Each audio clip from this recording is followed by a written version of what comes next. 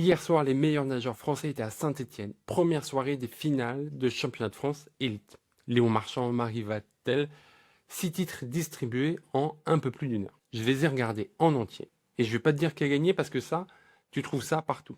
Je vais te dire ce que toi, qui vas à la piscine le mardi et le jeudi soir, tu peux en tirer et ce que tu peux rejeter. Parce que dans chacune de ces finales, il y a un truc à voler. Et il y a un truc à ne surtout pas copier. Bonjour et bienvenue sur Swim Smart, le podcast qui te permet de reprendre le contrôle de natation. Je suis Théo, éducateur sportif, coach en natation et créateur de Swim Smart. Swim Smart, c'est quoi? C'est tout un écosystème de contenu. Du contenu gratuit, ces épisodes, les newsletters et du contenu payant, des formations, des programmes et des plans d'entraînement. Aujourd'hui, je t'emmène avec moi regarder ces finales de natation. Alors, pas uniquement en tant que passionné, mais en tant qu'éducateur. Et pour chaque course, je vais te montrer le geste, le choix technique, la sensation que tu peux observer chez les meilleurs et ramener dans ta séance de la semaine prochaine. Et je te dis aussi à chaque fois ce qui appartient au haut niveau et ce que tu n'as aucun intérêt à... Parce que vouloir copier l'intensité d'un finaliste, ça va être le meilleur moyen soit de stagner, soit de te blesser. Et comme c'est les championnats de France, c'est un duel de clubs, c'est des compétitions entre clubs, entre régions. Et bien Swim Smart ne déroge pas à la règle et plutôt qu'une compétition, faisons quelque chose tous ensemble et allons indiquer aux autres nageurs où est-ce qu'on est. Swimsmart.fr/carte et comme ça tu peux voir les nageurs qui nagent autrement dans la vraie vie autour de toi. Et quelque chose me dit que pour les 2 ans du podcast qui arrivent très bientôt, je vais m'en resservir. Allez, c'est parti.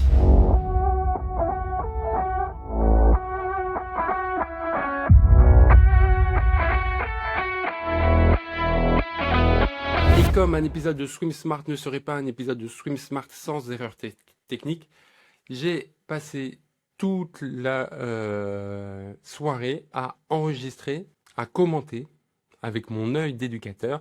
Et avant la finale du 400 mètres 4 nages, je me suis rendu compte qu'il n'y avait pas, que j'avais oublié de lancer l'enregistrement. Donc ce que je vais faire, c'est que je vais, course par course, te dire ce que moi j'ai pensé, ce que moi j'ai trouvé pour toi. Et le 400 mètres, j'ai mis pause et on va pouvoir regarder le 400 mètres ensemble. Alors, on a commencé par le 800 mètres. L'avantage du 800 mètres nage libre pour toi, nageur passionné, c'est que ça te permet de comprendre les choix qui sont faits par les nageurs, les choix que toi tu peux faire. Parce que il commence doucement, il commence tranquille, c'est une course de fond. Donc tu vois bien les premières longueurs, que c'est en technique, que c'est en glisse, qu'il y a très peu de battements.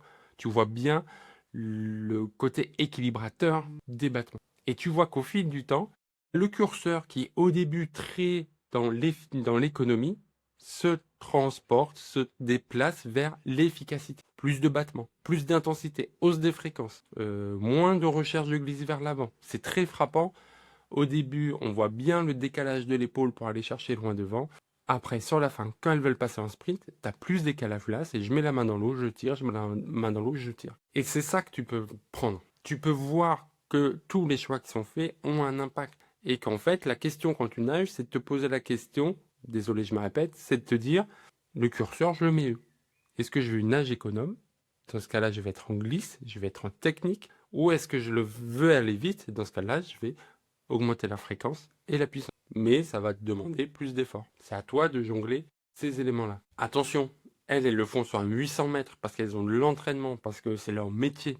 Toi, fais-le rien que sur une longueur pour commencer, un 25 mètres progressif, c'est top. Tu verras dans mes plans d'entraînement réservés aux abonnés mensuels que je fais souvent travailler le progressif parce que ça permet de mettre de la technique en place et de la confronter à l'augmentation de l'intensité. Et juste après le 800 mètres, on a enchaîné sur le 100 mètres brasse. Et on fait attention parce que le 100, la brasse, c'est le grand malentendu de la natation. Tout le monde pense que c'est la nage la plus facile. Alors que non, c'est la nage techniquement la plus dure. Ça a l'air très simple. Généralement, c'est la nage qu'on apprend en premier. C'est la nage du dimanche, c'est la nage de la mamie qui sort chez le coiffeur et qui ne doit pas mouiller ses cheveux. Elle paraît accessible à tout le monde, alors que c'est faux. C'est la nage la plus technique. Il y a une coordination bras-jambes, il y a une dissociation bras-jambes. Il y a une précision dans le placement des jambes qui est phénoménale.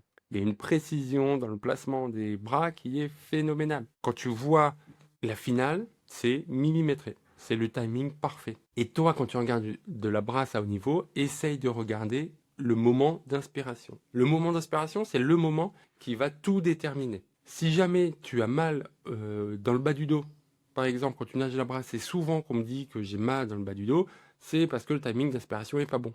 Et donc, comme il n'est pas bon, il y a un moment où tu te cambres, ça creuse le dos, ça fait surtravailler les lombaires, et du coup, on a mal au dos. Si tu fais des à-coups dans ta nage, tu fais les bras, une pause, et tu fais les jambes, c'est que ton timing d'aspiration est mauvais. Donc, place le bon timing. Le timing d'aspiration, c'est pile au moment où tu commences à appuyer sur l'eau, pile au moment où tu écartes les bras. Alors, quand tu vois la finale, tu fais attention.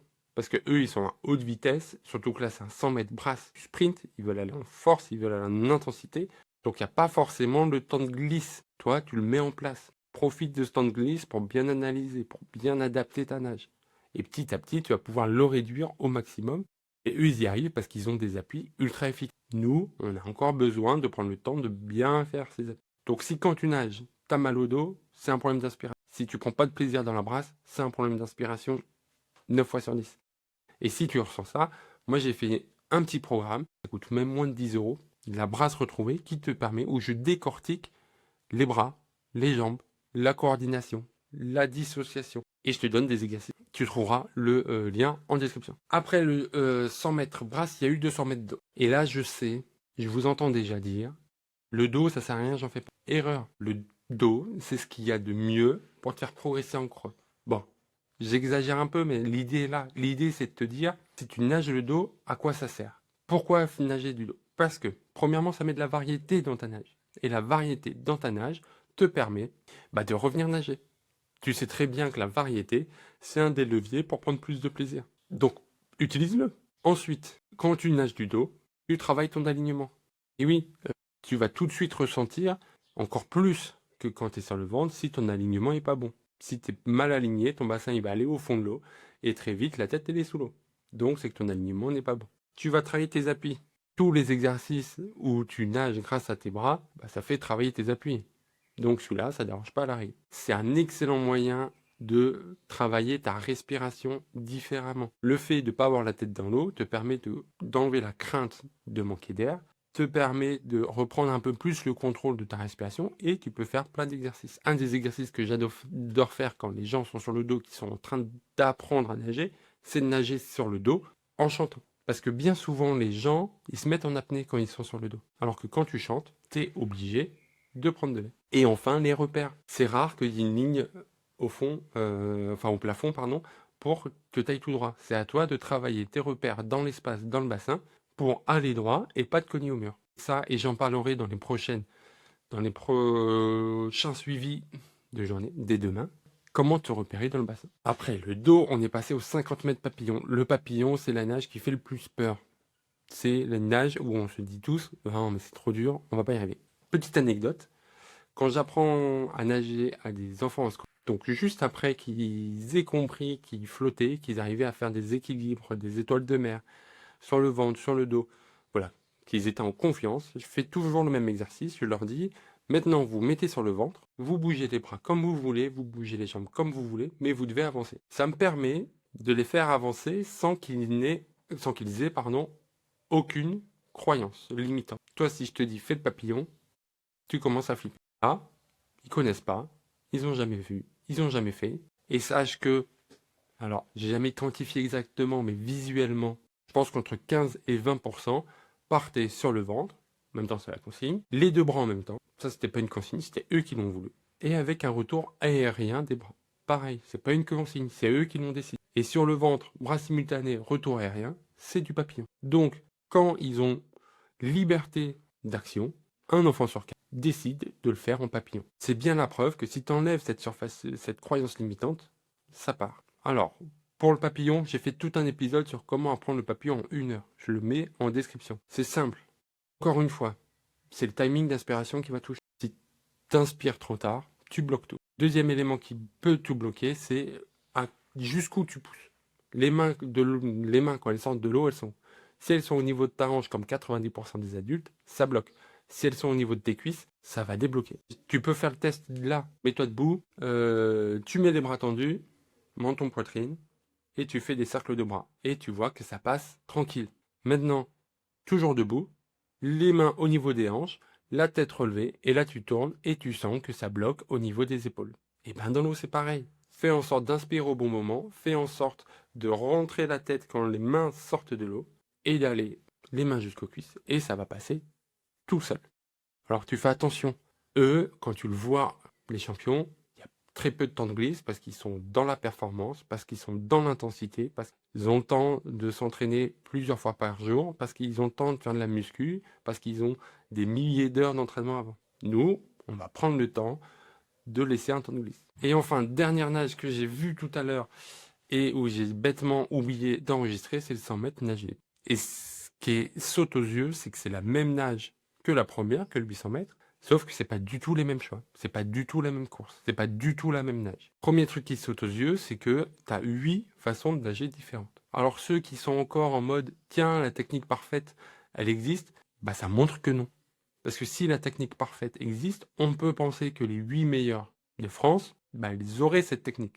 Mais non, t'en as qui vont partir bras tendus, t'en as qui vont être plus relâchés, t'en as qui vont respirer 4 temps, d'autres 6 temps, etc. etc. T'avais tout. Chacun a fait ses choix en fonction de ce que lui veut faire. Tout le monde veut faire la même chose, aller le plus vite possible, mais comme chacun a des capacités, des appétences, compétences différentes, chacun fait des choix différents. Par contre, il y a des éléments qui sont cohérents, qui sont pertinents pour tous et qui sont communs à tous, c'est que c'est un 100 mètres. Donc on veut de l'intensité. Le but, c'est d'aller le plus vite possible. Donc le battement, il est très soutenu. Donc il y a beaucoup de fréquences. Donc la prise d'air, elle a changé. En 800 mètres, tout le monde est parti en 2 temps. Là, il y en a qui étaient à 4, 6. Et la dernière longueur, certains n'ont pas respiré. Et c'est tout ça que doit apporter ces championnats de France. C'est de se dire, qu'est-ce que je veux faire quand je nage? Là, à l'instant T, qu'est-ce que je fais? Qu'est-ce que je sais faire? Et comment je lis les deux? Et c'est ça, reprendre le contrôle de ta natation, c'est déjà d'être capable de se poser ces questions. Et ensuite, c'est capable de trouver la réponse. Et au début, tu commences, tu as un seul curseur que tu vas pouvoir modifier. Et puis, plus tu vas nager, plus tu vas suivre les épisodes, plus tu vas suivre les entraînements, plus tu vas... Chaque plan mensuel t'apporte des curseurs en plus. Tu vas finir par avoir énormément de curseurs et donc avoir des adaptations plus infinies, plus adaptées. Je sais pas si c'est français, mais voilà. Et maintenant, il nous reste une course, le 400 mètres canage, en plus avec Léon Marchand, et on va la vivre en direct. Qu'est-ce que t'en penses? J'ai aucune idée de si j'ai le droit de le faire.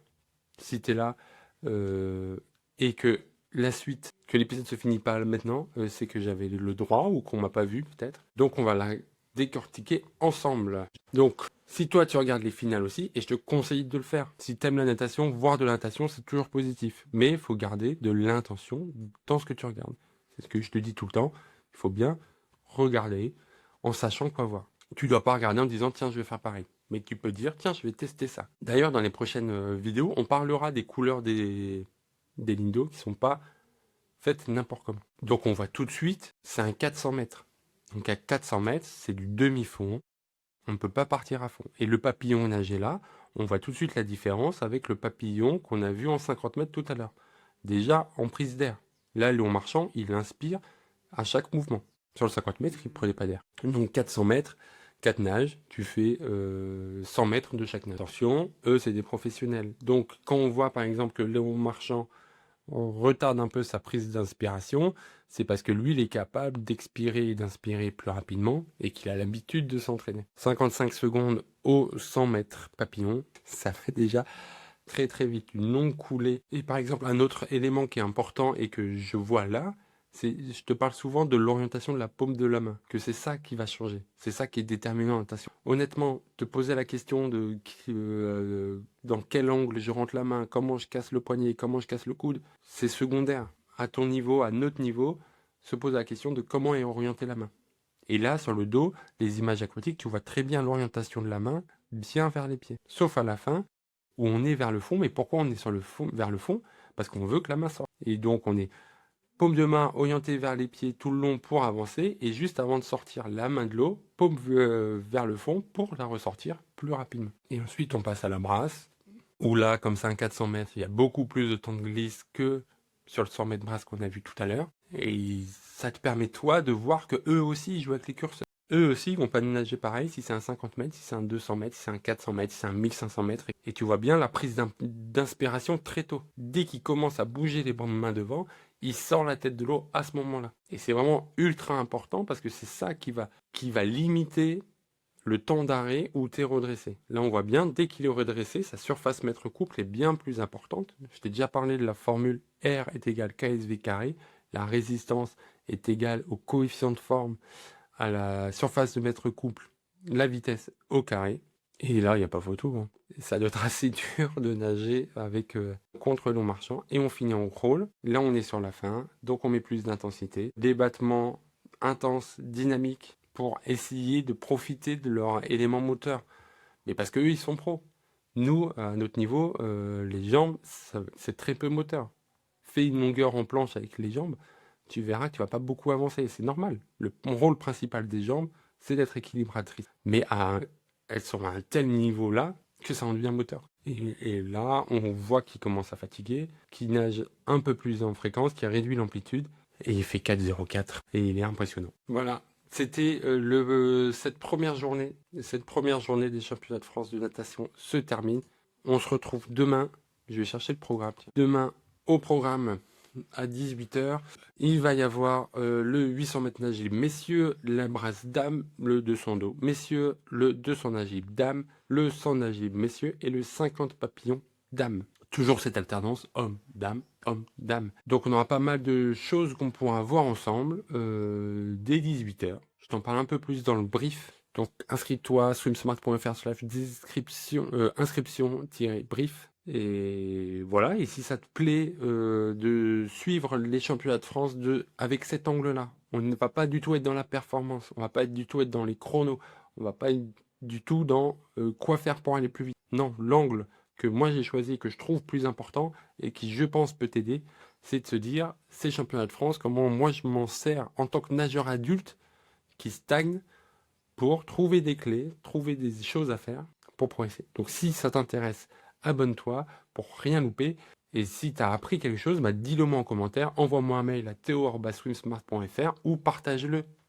Le podcast pour grandir a besoin que tu partages. Je souhaite une très belle fin de journée et on se retrouve demain. Salut!